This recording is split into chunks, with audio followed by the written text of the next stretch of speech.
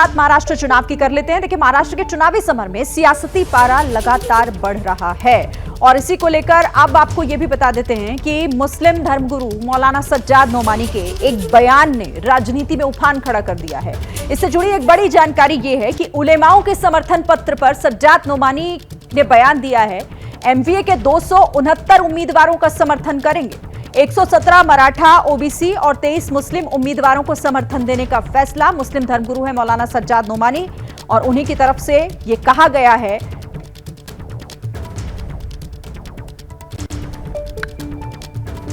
कि महाविकास आघाड़ी की 269 सीटों पर तायीद की जाए।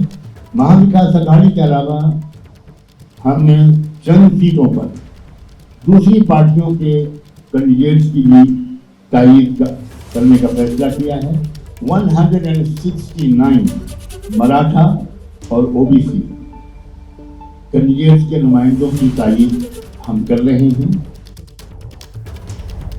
तो एमवीए के 269 उम्मीदवारों का समर्थन करने का यह महत्वपूर्ण फैसला, लेकिन इसका असर अब क्या हो सकता है महाराष्ट्र चुनावों में, सीधे हम रुक कर लेते हैं। मृत्युंजय इस पर हमें ज्यादा जानकारी देंगे। मृत्युंजय, नोमानी ने साफ कहा है कि महाविकास आघाड़ी के 269 जो उम्मीदवार हैं उनका वो समर्थन करेंगे। इसका क्या असर होगा और इसके मायने क्या हैं? कहीं न कहीं हम इस महाराष्ट्र विधानसभा चुनाव में देख रहे हैं कि धार्मिक ध्रुवीकरण देखने को मिल रहा है और ऐसा नहीं है कि ये पिछले कुछ दिनों से हो रहा है। इस प्रकार की कवायद पिछले कई दिनों से महाराष्ट्र चुनाव घोषित होने के दौरान से ये देखने को मिल रही है। आपको बता दूं कि सज्जाद नोमानी जो है मौलाना, इन्होंने 31 अक्टूबर को मनोज जरांगे पाटिल से भी मुलाकात की थी और एक मंच साझा किया था और तब उनका प्रयास था कि मराठा, मुस्लिम और दलित को लेकर एक नया एक गठबंधन बनाया जाए और एक मैसेज यानी मतदाताओं का एक समूह बनाया जाए जो एक तरफ वोट करे। और कहीं न कहीं वो मनोज जरांगे पाटिल को भी तुलना कर रहे थे कि आज के आधुनिक समय के बाबा साहब आम्बेडकर जैसे विचारों वाले महान नेता थे, वैसे आज के आधुनिक समय के नेता हैं। लेकिन आपको बता दें कि एमवीए की बात है तो पहले भी कई एनजीओज हैं जो खुलेआम तौर पर पर्ची बांट रहे हैं और कह रहे हैं कि मुस्लिम समाज के हित के लिए काम करने वाले एमवीए को मतदान करना है।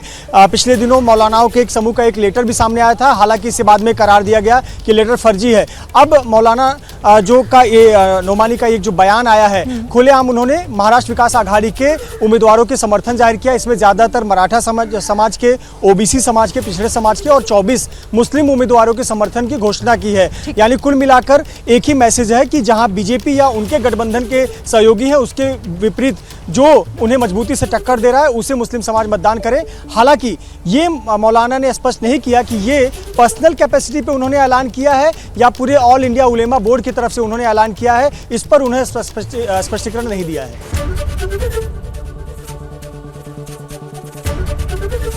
एबीपी गंगा, खबर आपकी, जुबान आपकी।